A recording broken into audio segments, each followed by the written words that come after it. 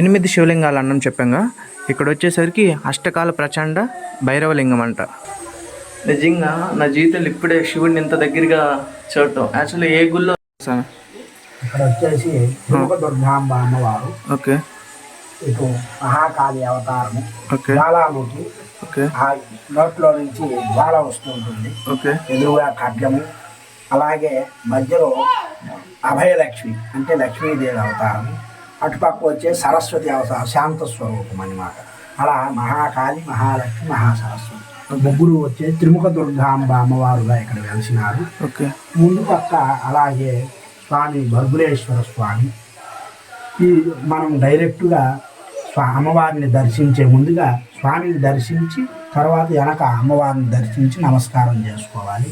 ఇది 6వ శతాబ్దం ముందు కాలం నాటి, పల్లవుల కాలం నాటి కంటే కొంచెం ముందు అని పురావస్తు శాఖ వాళ్ళు సర్వేలో అలా నిర్ణయించారు. అలాగే అటు ఇటు బ్రహ్మ విష్ణు మహేశ్వరు ముగ్గురు ఉంటారు. ఆపోజిట్ చూస్తే అటు సైడ్ స్వామి, అటు ఎదురుగా, ఓకే, మహేశ్వరు ముగ్గురు. ఓకే.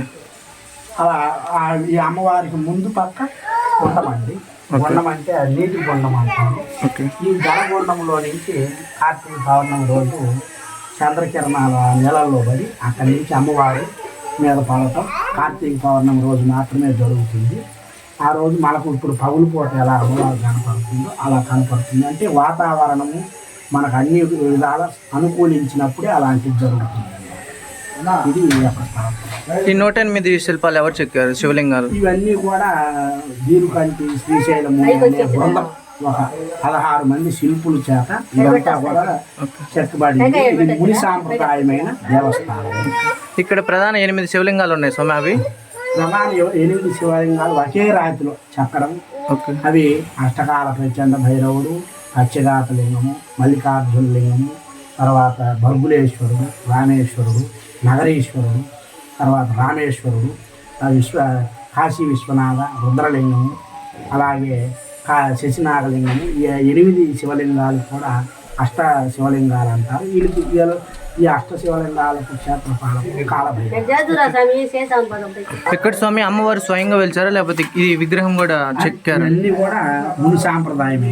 అంటే మానవుల కంటే ముందని నానుడి, కానీ పురావస్తు శాఖ వాళ్ళు పల్లవుల కాలం నాటివి. ఓకే, థ్యాంక్స్ స్వామి. స్వామి చెప్పినట్టు ఇక్కడ వచ్చేసరికి బ్రహ్మ విష్ణు ఎదురుగా, అమ్మవారికి ఎదురుగా ఇగో ఈ శిల్పాలు చూడవచ్చు. నేటి ఇప్పుడు మనం 8 శివలింగాలు ఉన్నాయి కదా ప్రధానంగా, అవి చూసుకుందాం. ఇగో ఇక్కడ ఒక శివలింగం ఉంది చెక్కింది. మొత్తం 108 శివలింగాలు ఉన్నాయి నిజంగానే. ఇప్పుడు మొత్తం అన్నీ ఈ 8 ముఖ్యమైన శివలింగాలు ఇప్పుడు మనం చూసుకుందాం. అయితే పల్లవులు, చోళులు చాలా బాగా చెక్కారు. అయితే ఇక్కడ వచ్చేసరికి వినాయకుడు,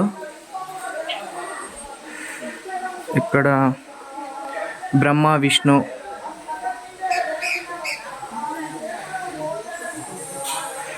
ఎనిమిది శివలింగాలు అన్నం చెప్పాంగా. ఇక్కడ వచ్చేసరికి అష్టకాల ప్రచండ భైరవలింగం అంట.